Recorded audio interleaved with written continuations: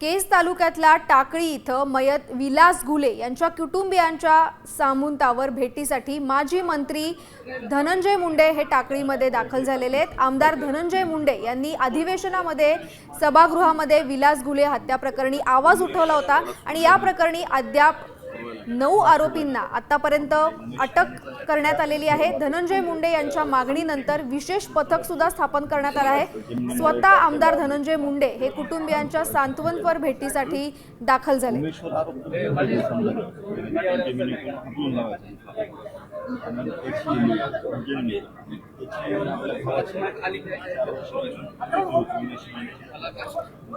सध्या बीडमधलं विलास घुले हत्या प्रकरण हे गाजतंय आणि त्याच संदर्भात घुले कुटुंबियांच्या भेटीला स्वतः धनंजय मुंडे हजर झालेले आहेत। सांत्वनपर भेटीसाठी ते सध्या तिथे दाखल असून कुटुंबियांशी चर्चा करतात।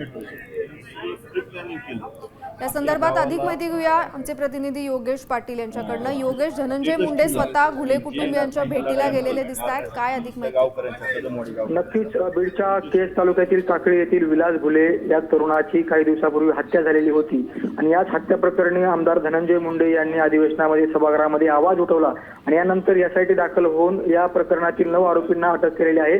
आणि आज स्वतः आमदार धनंजय मुंडे केजच्या टाकळी गावामध्ये जाऊन त्यांनी कुटुंबियांची सांत्वनपरते भेट घेतात, संवाद साधतात, नेमकी कशामुळे हे प्रकरण घडलेलं आहे आणि त्याचबरोबर त्यांना धीर देण्याचं काम आमदार धनंजय मुंडे करतात।